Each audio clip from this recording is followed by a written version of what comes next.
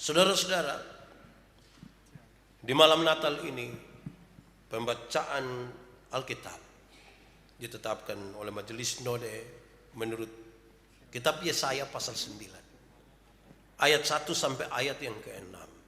Yesaya 9 ayat 1 sampai ayat yang ke-6. Bangsa yang berjalan di dalam kegelapan telah melihat terang yang besar. Mereka yang diam di negeri kekelaman, atasnya terang telah bersinar. Engkau telah menimbulkan banyak sorak-sorak dan sukacita yang besar. Mereka telah bersukacita di hadapanmu, seperti sukacita di waktu panen, seperti orang bersorak-sorak di waktu membagi-bagi jarahan. Sebab kuk yang menekannya dan gandar yang di atas bahunya, serta tongkat si penindas, telah kau patahkan seperti pada hari kekalahan Midian. Sebab setiap sepatu tentara yang berderap-derap dan setiap jubah yang berlumuran darah akan menjadi umpan api. Sebab seorang anak telah lahir untuk kita, seorang putra telah diberikan untuk kita. Lambang pemerintahan ada di atas bahunya, dan namanya disebutkan orang penasihat ajaib, Allah yang perkasa, Bapa yang kekal, Raja damai. Besar kekuasaannya, dan damai sejahtera tidak akan berkesudahan di atas tahta Daud dan di dalam kerajaannya, karena ia mendasarkan dan mengokohkannya dengan keadilan dan kebenaran dari sekarang sampai selama-lamanya. Kecemburuan Tuhan semesta alam akan melakukan hal ini. Demikian firman Tuhan. Berbahagia setiap orang yang mendengar firman, memelihara dan melakukan dalam hidup setiap hari. Maranatha. Maranatha, Maranatha, Maranatha. Bapak Ibu Saudara-saudara, Shalom. Sekali lagi Shalom. Saya kira kita sepakat kalau Natal kali ini berbeda dengan Natal-Natal sebelumnya. Biasanya kalau 24 malam begini, sebentar itu selamat terlalu banyak. Mulai dari yang dia sorong utuh sampai yang hanya sorong di ujung saja. Kadang-kadang hanya begini saja. Mulai dari mereka salaman sambil melihat mata dengan mata, atau sambil sorong tangan begini mata lihat pilain. Itu juga ada itu. Malam Natal ini biasa penuh dengan ciuman, cium sabu. Tetapi di 2020 ternyata tidak seperti itu toh. Ada yang berani sorong tangan itu kita rasa kayak adi. Ada yang mau cium kita rasa kayak ini orang ini dia dari planet mana. Sampai dia tidak tahu kalau corona ada sementara. Tapi syukur kepada Tuhan Allah bahwa di tengah situasi seperti itu kita masih bisa ada seperti hari ini. Amin. Karena itu saya percaya di dalam nama Tuhan bahwa Natal kali ini tidak sia-sia. Bahkan dalam seluruh keterbatasannya. Tadi kita menyanyi Malam Kudus tanpa harus pakai lilin. Biarkan kita merasakan betul bahwa segala yang menyangkut dengan perayaan mungkin tidak akan ada. Tetapi nilai daripada kehadiran Kristus itu akan tinggal dan menjadi terang bagi kita. Tema kita di malam Natal ini adalah habis gelap, terbitlah terang. Saya persilakan saudara untuk merenungkan. Apa jadinya ketika saudara ada di dalam gelap? Jangan omong gelap yang lain. Omong saja ketika listrik padam. Saudara marah-marah toh? Saudara rasa tidak bebas. Saudara bisa tabrak-tabrak. Ada banyak hal tidak jadi ketika listrik padam. Itu baru listrik, alat penerangan. Apalagi kalau sumber terang itu tidak ada dalam hidup kita. Gelaplah kehidupan kita seluruhnya. Malam hari ini adalah malam perayaan terang itu yang akan menunjukkan kepada kita jalan-jalan kemuliaan bersama-sama dengan Tuhan. Saudara-saudara, lantas kita baca Yesaya pasal 9 ayat 1 sampai ayat yang ke-6. Konteksnya ada pada pasal 8. Di pasal 8 itu dijelaskan dengan baik. Kerajaan Israel Selatan, yaitu Yehuda, mereka sementara berada dalam situasi yang sangat berbahaya. Mereka rasa terlalu berbahaya. Situasi mereka sangat kritis waktu itu. Apa yang membuat mereka sangat berbahaya dan kritis, saudara? Karena Yehuda sementara dikepung dan siap untuk diserang dan dihancurkan oleh Asyur. Siapakah Asyur? Kerajaan Asyur itu adalah teman baik dari kerajaan Yehuda. Dorang teman akrab malah. Bahkan dalam keakraban mereka itu, kerajaan Yehuda mengatakan bahwa pelindung mereka adalah kerajaan Asyur. Tetapi setelah hari-hari penuh mesra antara dua sahabat kerajaan ini, sampailah kepada satu masa di mana kerajaan Asyur ingin berbalik dan menyerang serta merebut kerajaan Yehuda. Teman baik ini, di luar dugaan, dia mempersiapkan sesuatu yang ingin menghancurkan kita. Saudara pernah alami begitu kok? Kita ini boleh percaya dia sebagai teman baik. Kita taruh kepala di depan bahu. Semua barang kita cerita ke dia. Ternyata dia rekam. Sudah rekam lah dia kasih di media sosial itu. Pengkhianatan dia pun nama. Pernah alami kok? Tidak usah omong saudara renungkan saja. Tapi itulah situasi. Rupa-rupanya saudara, keakraban mereka itu cukup dalam. Dan dalam keakraban itu sebenarnya Tuhan pernah menawarkan kepada mereka pertolongan. Tuhan menawarkan pertolongan kepada Yehuda. Tuhan ingin menolong mereka. Tetapi Raja Yehuda, Ahaz, dia menolak. Dia lebih memilih untuk bersandar kepada Asyur. Kekuatan perangnya hebat. Kekuatan militernya luar biasa. Sekarang saudara, kalau rajanya sudah begitu, bagaimana rakyatnya? Rakyat yang sekaligus adalah umat Tuhan, ternyata mereka juga hancur. Apa yang membuat mereka hancur? Mereka berpaling dari Tuhan. Mereka tidak mau percaya kepada Tuhan. Pak Pendeta, kalau mereka tidak mau percaya pada Tuhan, lalu kepada siapa mereka percaya? Mereka sementara menaruh percaya mereka kepada roh-roh orang mati. Mereka selalu sekarang menaruh percaya mereka kepada para peramal-peramal. Sekarang mereka taruh pengharapan mereka di situ. Dan mereka berjalan mengikuti keinginan mereka sendiri. Situasi sekarang berbalik ini. Ketika mereka dikepung dan hendak dihabisi oleh Asyur, sekarang mereka ada di dalam sebuah keadaan yang penuh dengan kesuraman dan kegelapan. Keadaan mereka sesungguhnya itu adalah mereka kacau, mereka gelisah, dan mereka gelap sekali dalam hidup mereka.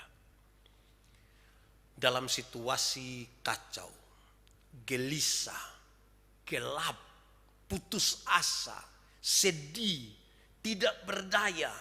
Dalam situasi seperti itulah mereka menerima nubuat dari Tuhan yang memberikan kepada mereka sebuah pengharapan baru. Yesaya pasal 8 ayat 23. Tetapi tidak selamanya akan ada kesuraman untuk negeri yang terimpit itu. Kalau dulu Tuhan merendahkan tanah Sebulon dan tanah Naftali, maka di kemudian hari Ia akan memuliakan jalan ke laut, daerah seberang sungai Yordan, wilayah bangsa-bangsa lain. Ini harapan muncul di tengah-tengah situasi tadi. Kacau, gelisah, dan penuh dengan kegelapan. Nubuat Tuhan ini datang. Yang kita tangkap sekarang dari nubuat ini adalah umat Israel telah berpaling dari Tuhan, tetapi Tuhan tetap mengingat mereka. Kasih Tuhan terlalu luar biasa, jahat sekali. Kita berpaling dari Tuhan, tapi Tuhan tidak berpaling dari kita. Kasih Allah itu lebih besar dari pemberontakan bangsa itu. Kasih Allah itu terlalu besar, lebih besar dari pemberontakan kita. Sehingga ketika melihat kita gelisah, melihat ketika kita takut, melihat ketika kita ada dalam kegelapan, Dia mau untuk menolong kita. Karena itu Dia berkata, bangsa yang berjalan dalam kegelapan akan melihat terang yang ajaib. Yang diam di negeri kekelaman akan melihat cahaya baru dari Tuhan yang membuat mereka akan berpengharapan. Terang Tuhan itu ajaib. Terang yang ajaib itu akan membawa umat yang dalam kegelapan itu supaya mereka bersuka cita. Engkau telah menimbulkan banyak sorak-sorak dan sukacita yang besar. Mereka telah bersukacita di hadapan-Mu seperti sukacita di waktu panen dan seterusnya. Saudara-saudara, di tengah terluka perasaan mereka oleh karena pengkhianatan kerajaan Asyur kepada mereka, mereka seperti kehilangan tempat untuk bersandar, kehilangan kepastian. Tetapi firman Tuhan datang. Sebab seorang anak akan lahir untuk kita. Seorang putra telah diberikan untuk kita. Lambang pemerintahan ada di atas bahunya. Di tengah situasi seperti itulah Mesias itu diberikan kepada mereka. Mesias yang hadir itu membuat umat yang gelisah itu menjadi bergairah kembali. Kehadiran Mesias itu melenyapkan ketakutan, kekerasan oleh karena perang itu berubah menjadi cinta kasih, berubah menjadi perdamaian. Apakah cukup sampai di situ? Tidak, lebih lagi. Nubuat itu mengungkapkan identitas dari Mesias yang akan membawa terang bagi keadaan yang suram dan gelap itu. Digambarkan dengan baik dalam pembacaan tadi, identitas dari Mesias yang membawa terang itu di tengah-tengah bangsa yang gelap ini. Satu, Dia itu penasihat ajaib. Apa yang dimaksud dengan penasihat ajaib? Pada Mesias itu roh Allah, roh hikmat dari Tuhan Allah yang melampaui segala akal dan pikiran itu ada pada dirinya. Sehingga ketika orang mengalami kebimbangan tentang kesuraman dan perjalanan ke masa depan, tidak usahlah bertanya pada roh-roh orang mati. Tidak usah pergi kepada para peramal. Karena Tuhan kita itu adalah penasihat ajaib. Roh Allah yang maha tinggi, yang melebihi akal dan pikiran itu ada padanya. Jadi yang suka pi omong-omong di kuburan, berhenti sudah. Saudara tinggal dalam kegelapan. Sekalipun saudara pi dan pi langsung bilang shalom. Untung kau yang di dalam tidak bilang omong deng. Itu kan tambah masa, berhenti sudah. Yang suka pi dukun-dukun, berhenti. Yang suka cari tahu malam-malam dia mimpi apa, kau bangun cek orang pemplat nomor motor itu. Barenti sudah. Kita sementara tinggal dalam kegelapan dan penasehat ajaib yang penuh hikmat itu sudah datang bagi kita. Amin kok? Mau bertobat sudah kok? Saudara diam, ini maksud apa? Apakah karena pakai masker? Tapi biar hati ini yang menjadi terang. Identitas kedua yang disampaikan adalah Allah yang perkasa. Dia bukan saja penasehat ajaib, tapi dia Allah yang perkasa. Gambaran tentang seorang pahlawan gagah perkasa yang tidak akan pernah terkalahkan oleh siapapun dan oleh militer sekuat apapun. Sekarang berdiri dan ada di tengah-tengah kita. Tidak tergoyahkan, tidak terkalahkan. Bahkan dia bukan saja memenangkan pertandingan dan peperangan tertentu, tapi ada sebuah peperangan yang lebih dahsyat. Peperangan untuk melawan hukum-hukum dosa. Kita berdosa, tapi dia berperang untuk kita dan kita dibebaskan serta dilepaskan. Saya kutip kalimat-kalimat dari orang-orang penginjilan. Mereka suka bilang begini, kita semua ini manusia berdosa. Bayangkan kalau satu hari kita bikin dosa 3 saja. Dosa pikiran 1, dosa perkataan 1, dosa perbuatan 1. Satu hari berapa? Sedikit kok banyak. Kalau satu hari 3, 1 bulan berapa? 3 kali 30 hari 90. Mulai banyak atau masih sedikit? Terus 1 tahun berapa? 12 kali 90. 1080. Taruhlah 1000. Sedikit kok banyak? Mulai banyak. Terus silakan kali dengan umur masing-masing. Beta 43. Jadi kalau kali 1000 ke banyak kan? Apalagi yang 70. Wih, itu hancur itu. Yang di rumah don 70 nah lihat-lihat. Saudara bayangkan. Dan dia berperang untuk itu. Supaya kita yang tersandra oleh dosa dilepaskan. Terlalu ajaib kasih Tuhan. Saudara malam hari ini datang tidak sia-sia. Saudara mengikuti ini ibadah sekalipun hanya lewat siaran di YouTube atau di Facebook. Saudara tidak sia-sia. Karena berita ini disampaikan lagi. Tuhan berperang bagi kita. Identitas ketiga yang disampaikan adalah dia Bapa yang kekal. Bapa kekal. Sebutan tentang Bapa kekal itu menarik. Kenapa? Karena karakter kepemimpinannya sebagai seorang Bapa yang penuh kasih itu melekat kepada kita sepanjang masa. Terselip di situ. Kalau dia Bapa, kitalah anak-anaknya. Sebuah pengangkatan yang luar biasa. Karena kita bukan lagi budak. Kita bukan lagi hamba. Tetapi dia mengangkat kita sebagai anak-anaknya. Dia yang hina di kandang itu. Yang mengangkat kita menjadi anak-anak Allah. Kalau kita diangkat menjadi anak-anak Allah, jangan biarkan diri kita jatuh lagi dan turun ke dalam lumpur dosa itu. Karena kasih Bapa yang besar itu membawa kita dari situ. Keluar dari situ.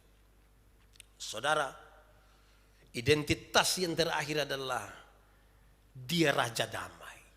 Dia Raja Damai.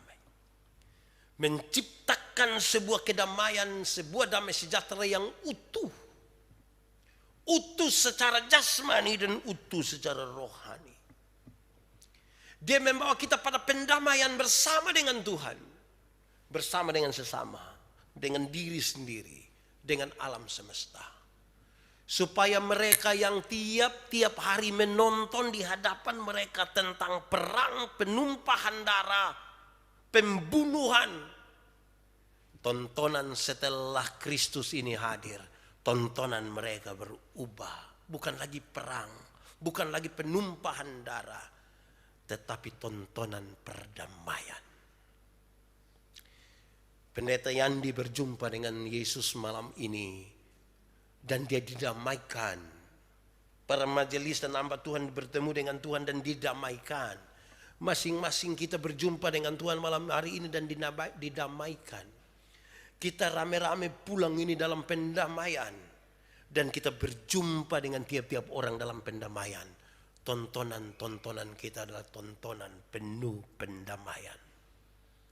Saya sangat berharap bahwa ketika mendengar berita pendamaian dari Tuhan yang luar biasa itu, hari ini anak mantu damai dengan bapak mantu.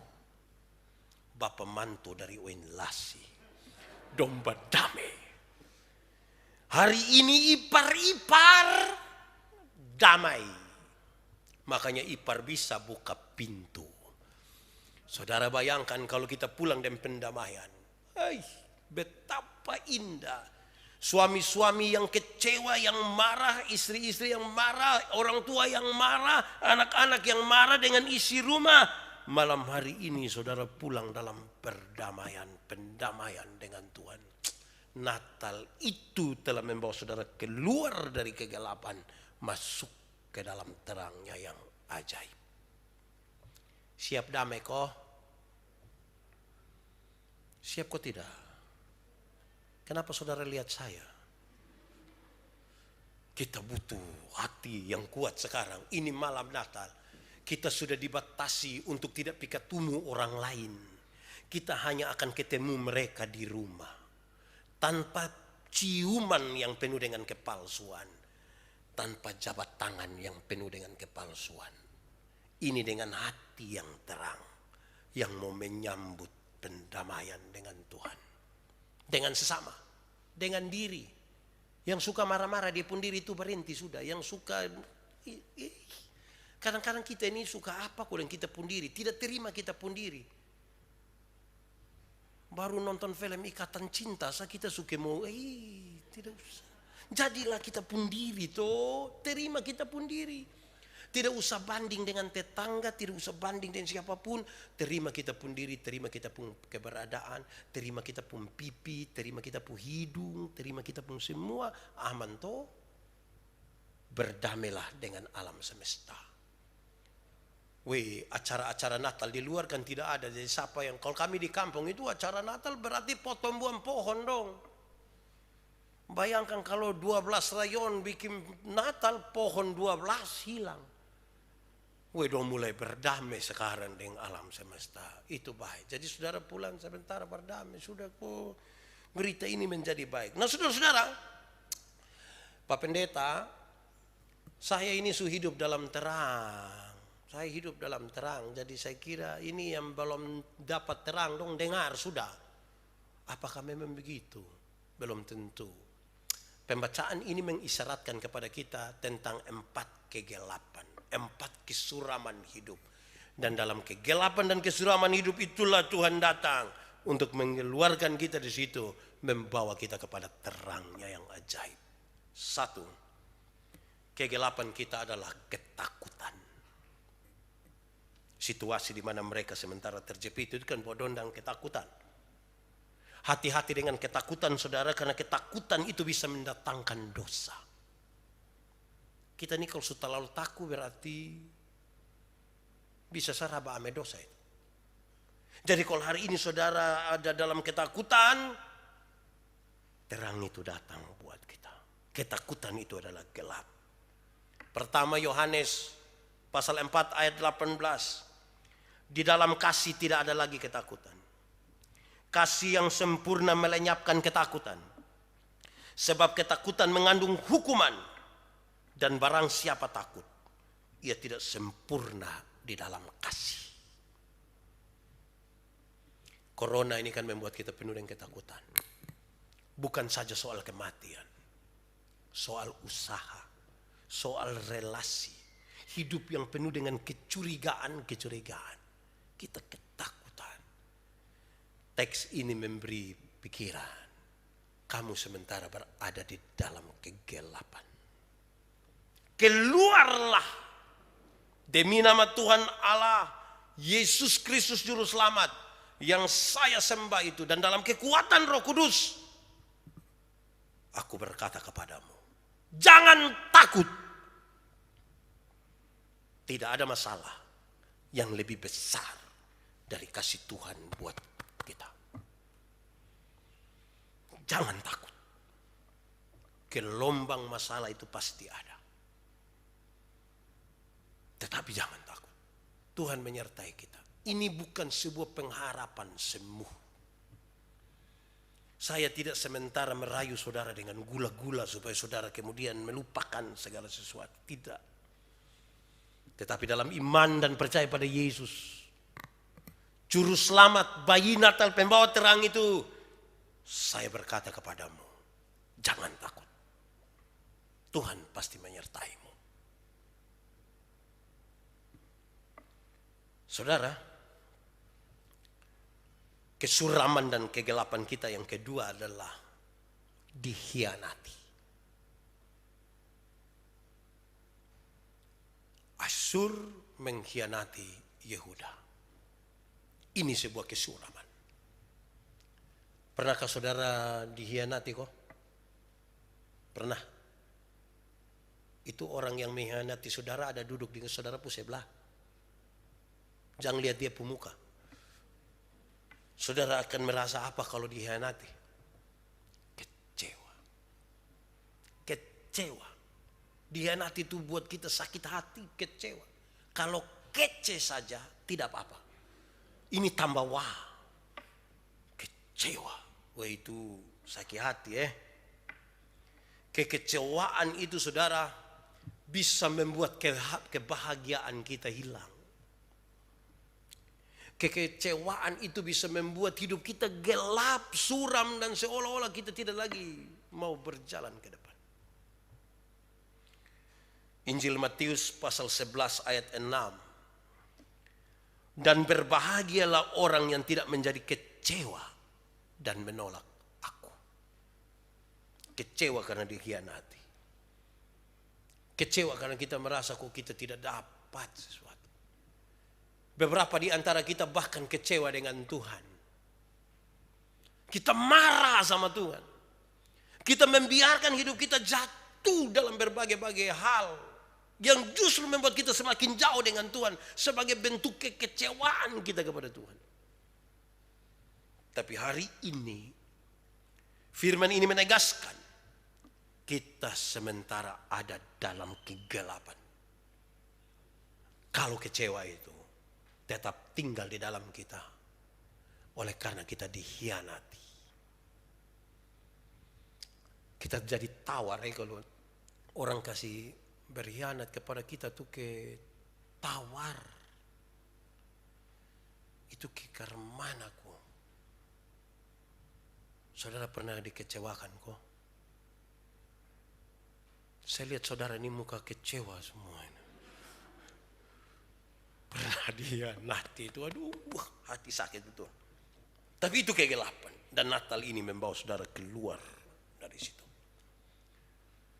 Kesuraman dan kegelapan kita yang ketiga adalah penyembahan yang salah. Penyembahan yang salah. Bangsa ini menyembah kepada roh-roh orang mati. Kepada roh-roh peramal-peramal. Dan ini salah. Apa jadinya kalau orang salah menyembah? Kalau orang salah menyembah, dia mengalami sebuah kekosongan spiritual yang serius. Dia mengalami sebuah kekosongan batinia. Dia tidak akan pernah bergairah dan tidak akan menemukan sesuatu dalam penyembahannya. Dia seolah-olah mencari dan tidak menemukan apa-apa. Karena dia salah. Salah dalam penyembahan. Saudara, Saya kutip satu ayat pertama Petrus pasal 4 ayat 3. Sebab telah cukup banyak waktu kamu pergunakan untuk melakukan kehendak orang-orang yang tidak mengenal Allah. Kamu telah hidup dalam rupa-rupa hawa nafsu, keinginan, kemabukan, pesta pora, perjamuan minum, dan penyembahan berhala yang terlarang.